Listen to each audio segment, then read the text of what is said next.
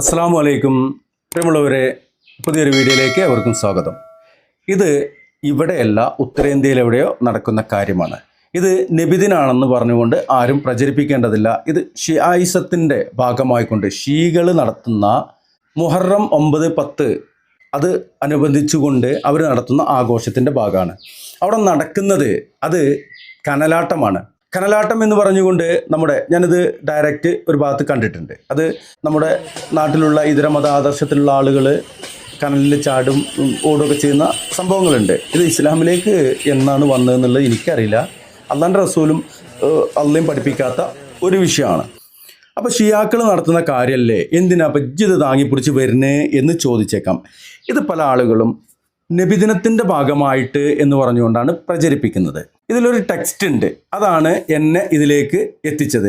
എന്താണ് ആ ടെക്സ്റ്റിൽ എഴുതിയിട്ടുള്ളതെന്ന് വെച്ച് കഴിഞ്ഞാൽ, ഈദ് മീലാദ് ആഘോഷിക്കാൻ ബഗൽകോട്ടിൽ തീയിൽ നടന്ന് ഫാത്തിമ മരിച്ചു കന്നഡയിൽ എന്നാണ് നിങ്ങൾക്ക് ആ ഒരു നമ്മൾ കാണിച്ച വീഡിയോയുടെ നിങ്ങൾക്ക് ഇപ്പോൾ രണ്ടിടത്തും കാണാം. ഒന്ന് ഗൂഗിൾ ട്രാൻസ്ലേറ്റിൽ ആ കന്നഡ ഭാഷ, അത് കന്നഡ തന്നെയാണ് തോന്നുന്നുണ്ട്. എന്നെ ആരെങ്കിലുമൊക്കെ കർണാടകയിലാണ് എൻ്റെ വീഡിയോ കൂടുതൽ ഓടുന്നത്, അതുകൊണ്ട് കന്നഡയിലുള്ള ആളുകൾ മനസ്സിലാവുന്നുണ്ടെങ്കിൽ അതൊന്ന് റിപ്ലൈ ചെയ്യുക, ഒരു കമൻറ്റ് ചെയ്യുക. ആ കന്നഡ വാക്കിൻ്റെ അർത്ഥമാണ് ഈദ് മീലാദ് ആഘോഷിക്കാൻ ബഗൽകോട്ടിൽ തീയിൽ നടന്ന് ഫാത്തിമ മരിച്ചു എന്നുള്ളതാണ് ആ വീഡിയോയിലൂടെ കാണിക്കുന്നത്. അത് തികച്ചും തെറ്റായ ഒരു പ്രചരണമാണ്. മീലാദ് ഷെരീഫ് എന്ന് പറഞ്ഞുകൊണ്ട് റസൂലുള്ളാഹി സ്വല്ലല്ലാഹു അലൈഹി വസല്ലമയുടെ ജന്മദിനം ആഘോഷിക്കുന്നവരുണ്ട് എന്ന് വെച്ച് നമ്മൾ ഇല്ലാത്തത് പ്രചരിപ്പിക്കരുത്. ഈ നടന്നുകൊണ്ടിരിക്കുന്നത് റസൂലുള്ളാഹി സ്വല്ലല്ലാഹു അലൈഹി വസല്ലമയുടെ ജന്മദിനാഘോഷം എന്ന ബിദ്അത്ത് ചെയ്തുകൊണ്ടല്ല, അതിനേക്കാൾ പിഴച്ച, അല്ലെങ്കിൽ അതോടൊപ്പം തന്നെ അതുപോലെ തന്നെ പിഴച്ച വേറൊരു വിഭാഗമാണ് ഷിയാക്കൾ. ഇവർക്ക് കാര്യങ്ങളൊക്കെ പഠിപ്പിച്ചു കൊടുക്കുന്ന ആളുകൾ, ഇത് മൗലൂദും റാത്തീബും നടത്താൻ പഠിപ്പിച്ചു കൊടുക്കുന്ന ഷിയാക്കൾ, അവർ നടത്തിയ ഒരു പ്രോഗ്രാമിൻ്റെ ഭാഗമാണത്. ഇതുപോലെ ഈ കനലാട്ടവും തീയാട്ടമൊക്കെ ഇവർ ഇങ്ങോട്ട് കൊടുത്തിട്ടുണ്ട്. കയ്യിലുണ്ടെങ്കിൽ നിങ്ങൾക്ക് കാണിച്ചു തരാം. കുറച്ച് മുസ്ലിയാക്കന്മാർ തീ കൂടി നടക്കുന്ന നമ്മൾ മുമ്പേ വീഡിയോ ചെയ്തിട്ടുണ്ട്. അപ്പൊ ഇവർ ഉറപ്പിച്ച് നരകത്തിലോട്ടോ എന്നുള്ളത് കിട്ടും. അപ്പൊ അതിനുള്ള ട്രെയിനിങ് ആണ്, നരകത്തിലെ ചൂടിനെ പറ്റിയിട്ടുള്ള ട്രെയിനിങ് നടത്തുക. എങ്ങനെയാണ് സിറാത്ത് എന്ന പാലത്തും കൂടെ നടക്കുക, അല്ലെങ്കിൽ നരകത്തിന്റെ മുകളിലൂടെ എങ്ങനെ നടക്കാമെന്നുള്ളതിന്റെ ട്രെയിനിങ് ആണ്. വല്ലാത്ത ജാതി കൗമാണ് ഈ അന്ത്യനാളിൽ വന്നിട്ടുള്ളത്. ഇതെന്തിനു കാണിച്ചു എന്നുള്ളത് ഒന്ന് തെറ്റിദ്ധരിപ്പിക്കരുത്. ഒരു കാര്യം അത് നമുക്ക് വ്യക്തതയില്ലെങ്കിൽ അത് പറയരുത് എന്നുള്ള, ഇത് അവരുടെ ഷിയായിസത്തിൻ്റെ ഭാഗമായിട്ടുള്ള ആ ഒരു ആഘോഷത്തിൻ്റെ ഭാഗമാണ്. മീലാദ് ഷെരീഫോ അല്ലെങ്കിൽ നബിദിനമോ അങ്ങനെയുള്ള ഒരു കാര്യമല്ല. എന്നാൽ ഈ കാണിക്കുന്നത് ഇവരുടെ ജീവിതത്തിലേക്ക് കൊണ്ടുവരും എന്നതിൻ്റെ ഉദാഹരണമാണ് നേരത്തെ പറഞ്ഞ മുസ്ലിയാക്കന്മാർ തീയിലൂടെ നടക്കുന്ന കാര്യമടക്കം ഇന്ന് എത്തിയിട്ടുണ്ട് എന്നുള്ളത്. അപ്പോൾ ഇൻഷാ അല്ലാഹ് ഇത് ഇവരുടെ ഭാഗമായിട്ട് വരാതിരിക്കൊന്നുമില്ല, ഒരു പക്ഷേ വന്നേക്കാം. ഇപ്പോൾ ഇത് കേരളത്തിലെ സമസ്തകൾ നടത്തുന്ന ആ ഒരു കാര്യത്തിൻ്റെ ഭാഗമോ, അല്ലെങ്കിൽ ഇന്ത്യയുടെ പല ഭാഗത്തും നടത്തുന്ന നബിദിനം എന്ന പുത്തനാചാരമായ അനാചാരത്തിൻ്റെ ഭാഗമോ അല്ല. അത് ഷിയാക്കളുടെ ആഷുറായിൻ്റെ ഒക്കെ ഭാഗമായിട്ടുള്ള ഒരു കാര്യമാണ്. ആ തെറ്റിദ്ധാരണ ആരെങ്കിലും പരത്തുന്നുണ്ടെങ്കിൽ അത് പിൻവലിക്കുക. ആദർശത്തെ ആദർശം കൊണ്ടാണ് നേരിടേണ്ടത്, അല്ലാതെ ഇതുപോലെയുള്ള കാര്യം കൊണ്ടല്ല. നബിദിനാഘോഷം അത് അനുഷ്ഠിക്കുന്നതും ആചരിക്കുന്നതും അത് ആഘോഷിക്കുന്നതും അത് ബിദ്അത്താണ്. അതിൽ കാണുന്ന പല കാര്യങ്ങളും അത് തെറ്റാണ്. എന്നാൽ ഇത് അതല്ല എന്നുള്ളത് മാത്രമാണ് പറയുന്നത്. ഇൻഷാ അല്ലാഹ് നബിദിനം സംബന്ധിച്ച് ചെറിയ ഒരു പ്രഭാഷണം ഇതിൻ്റെ ബാക്കിൽ ചേർക്കുന്നുണ്ട്. കാണുക, മനസ്സിലാക്കുക, സത്യമായിട്ട് മനസ്സിലാക്കുവാനും അതനുസരിച്ച് ജീവിക്കുവാനും അള്ളാഹുവിൻ്റെ അപാരമായ അനുഗ്രഹം, തൗഫീക്ക് അത് നമുക്ക് വേണ്ടതുണ്ട്. നബിദിനമൊക്കെ കഴിഞ്ഞില്ലേന്ന് ചോദിച്ചാൽ, നബിദിനം ഈ റബീഉൽ അവ്വൽ 12 കൊടുക്കാൻ ഇക്കൊല്ലത്തെ കഴിഞ്ഞിട്ടുള്ളൂ. ഞാൻ അടുത്ത കൊല്ലം വീണ്ടും ഇതുണ്ടേ. അപ്പോൾ അതിൽ നിന്നെങ്കിലും പിന്തിരിയുവാൻ ഒരാൾക്കെങ്കിലും സാധിച്ചെങ്കിൽ അൽഹംദുലില്ലാ എന്ന് പറഞ്ഞുകൊണ്ട് ഒരു ചെറിയ വീഡിയോയുടെ ചെറിയൊരു ഭാഗം നിങ്ങൾക്ക് മുമ്പിൽ സമർപ്പിക്കുന്നു. അസ്സലാമു അലൈക്കും വറഹ്മത്തുള്ളാഹി. സഹോദരന്മാരെ, നബി സല്ലല്ലാഹു അലൈഹി വസല്ലം തങ്ങളുടെ ജന്മദിനം ആഘോഷിക്കണമോ വേണ്ടയോ എന്നുള്ള തർക്കം ആളുകൾക്കിടയിൽ സജീവമാണ്. ഒരു സാധുവായ ഒരു മനുഷ്യൻ പറയുകയാണ്, പരിശുദ്ധ ഖുർആനിലോ പ്രവാചകന്റെ വചനങ്ങളിലോ അതേപോലെ സലഫു സാലിഹികളായ ഉത്തമ നൂറ്റാണ്ടുകാരായ മഹാരഥന്മാരായ സലഫുകളുടെ നടപടിക്രമങ്ങളിലോ അതില്ല.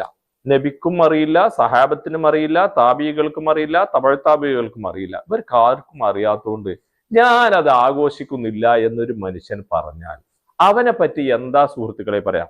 അവനെ പറ്റി മുബത്തദി എന്ന് പറയാൻ പറ്റുമോ? പുത്തംവാദിയാണെന്ന് പറയാൻ പറ്റുമോ? എന്താണ് അവന്റെ പ്രശ്നം? നബി സല്ലല്ലാഹു അലൈഹി വസല്ലം തങ്ങൾ തന്റെ ജന്മദിനം ആഘോഷിച്ചിട്ടില്ല, അതുകൊണ്ട് ഞാൻ ആഘോഷിക്കുന്നില്ല. സഹാബാക്കൾ ആഘോഷിച്ചിട്ടില്ല, ഞാൻ ആഘോഷിക്കുന്നില്ല. താബികൾ ആഘോഷിച്ചിട്ടില്ല, ഞാൻ ആഘോഷിക്കുന്നില്ല. തബഴ് താബികളും ആഘോഷിച്ചിട്ടില്ല, ഞാൻ ആഘോഷിക്കുന്നില്ല.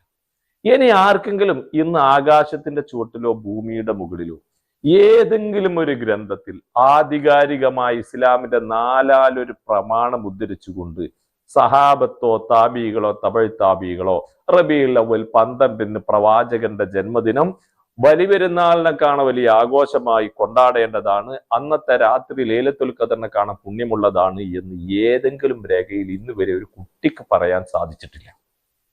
അതുകൊണ്ട് തന്നെയാണ് ഒരു സഹോദരൻ പറയുകയാണ്, ഞാൻ അതിനില്ല, ഇസ്ലാമിന്റെ രേഖയിൽ ഇല്ല എന്ന് പറഞ്ഞാൽ അവനെ പുത്തംവാദിയാണ്, അവൻ മുബത്തദിയാണെന്ന് പറയാൻ പറ്റുമോ സുഹൃത്തുക്കളെ? മാത്രമല്ല, നിങ്ങൾ ആലോചിച്ച് നോക്ക്, നമ്മൾ 10,000-കണക്കായ ഇന്ത്യൻ ജനത സൗദി അറേബ്യയിലേക്ക് ഹജ്ജിന് മെമ്പറക്കും പോവാറുണ്ട്. ഈ സൗദി അറേബ്യയെ സംബന്ധിച്ചിടത്തോളം അവിടെയുള്ള ഗവൺമെന്റ് പറയുന്നത് നബിദിനാഘോഷം നടത്തുന്നത് തെറ്റാണ്. സൗദി അറേബ്യയിൽ ആരെങ്കിലും അങ്ങനെ ഒരു ആഘോഷ പരിപാടി നടത്തിയാൽ അവരെ പിടിച്ച് അറസ്റ്റ് ചെയ്ത് ജയിലിലാക്കും. അങ്ങനെ ചെയ്യണമെന്നാണ് അവിടെയുള്ള മുഴുവൻ പണ്ഡിതന്മാരും പറയുന്നത്. ആ പണ്ഡിതന്മാരാണ് പരിശുദ്ധമായ മക്കയിലും മദീനയിലും ഒക്കെ പള്ളികളിൽ ഇമാമ് നിൽക്കുന്നത്. ഒരു ഹാജിയെ സംബന്ധിച്ചിടത്തോളം അദ്ദേഹം ഹജ്ജിന് പോയാൽ മസ്ജിദുൽ ഹറാമിൽ ഇമാമ് നിൽക്കുന്നത് നബിദിന ആഘോഷം ബിദ്അത്താണ്, ഹറാമാണ്, തെറ്റാണെന്ന് പറയുന്ന ഇമാമാണ്. അതേ ഇമാമ് തന്നെയാണ് മീനയിൽ മസ്ജിദുൽ ഹൈഫിലും ഇമാമായി നമസ്കരിക്കുന്നത്. അതേ ഇമാമ് തന്നെയാണ് മസ്ജിദുൽ നെമിറയിൽ അറഫയിലും ഇമാമായി നമസ്കരിക്കുന്നത്. അതേ ഇമാമ് തന്നെയാണ് മുസ്ദലിഫയിലും ഇമാമായി നമസ്കരിക്കുന്നത്. ഈ ഇമാമുകളൊക്കെ നബിദിനാഘോഷം തെറ്റാണ്, ഖുർആനിലും ഹദീസിലും ഇസ്ലാമിന്റെ പ്രമാണത്തിലും ഇല്ലാത്തതാണ് എന്ന് പറയുന്ന ആ ഇമാമുകളെ നമ്മുടെ കേരളത്തിൽ നിന്ന് പോകുന്ന മുഴുവൻ ഹാജിമാരും സംഘടനകൾ വ്യത്യാസമില്ലാതെ, മുജാഹിദ് സമസ്ത വ്യത്യാസമില്ലാതെ എല്ലാവരും ആ ഇമാമുകളെ തുടർന്ന് നമസ്കരിക്കുന്നു. സഹോദരങ്ങളെ, നിങ്ങൾ ആലോചിച്ചു നോക്കുക.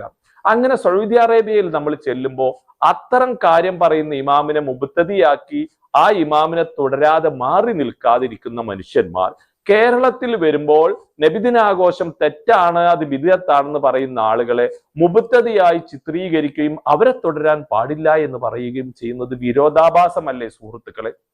അള്ളാഹുവിന്റെ പരിശുദ്ധമായ കഅബ, ആ കഅബയിൽ ഇമാമ് നിൽക്കുന്ന, കഅബയോട് ചേർന്ന് ഇമാമ് നിൽക്കുന്ന ഇമാമ് പണ്ഡിതൻ അവർ പറയുന്നത് ഇത് തെറ്റാണ്, ഹറാമാണെന്നാണ്.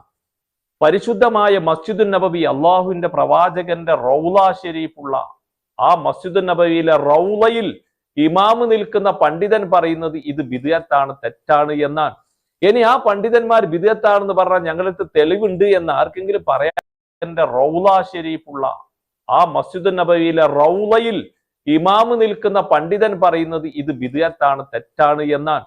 ഇനി ആ പണ്ഡിതന്മാർ ബിദ്അത്താണെന്ന് പറഞ്ഞാൽ ഞങ്ങൾക്ക് തെളിവുണ്ട് എന്ന് ആർക്കെങ്കിലും പറയാനുണ്ടെങ്കിൽ ഇന്ന് വരെ നമ്മൾ ആരും തെളിവ് കണ്ടിട്ടില്ലല്ലോ സുഹൃത്തുക്കളെ. പരിശുദ്ധ ഖുർആനിൽ ഒരു വചനമെങ്കിലും അള്ളാന്റെ റസൂൽ നബിദിനത്തിൽ ഉദ്ധരിച്ചു എന്ന് ആർക്കും ഇന്ന് വരെ കൊണ്ടുവരാൻ കഴിഞ്ഞിട്ടില്ല. മാത്രമല്ല, നമ്മുടെ കേരളത്തിൽ തന്നെ പ്രമുഖനായ പണ്ഡിതൻ തഴവ മുഹമ്മദ് കുഞ്ഞി മൗലവി പറഞ്ഞു അത് ഹിജ്റ 300-ന് ശേഷം വന്നതാണ്. റസൂലുള്ള ഖൈറുൻ നാസി ഖർനി സുമ്മല്ലദീന യലൂനഹും സുമ്മല്ലദീന യലൂനഹും എന്ന് പറഞ്ഞു. ഉത്തമ കാലക്കാർ എന്റെ കാലക്കാരാണ്, പിന്നെ അതിനോടടുത്ത കാലക്കാരാണ്, പിന്നെ അതിനോടടുത്ത കാലക്കാരാണ്.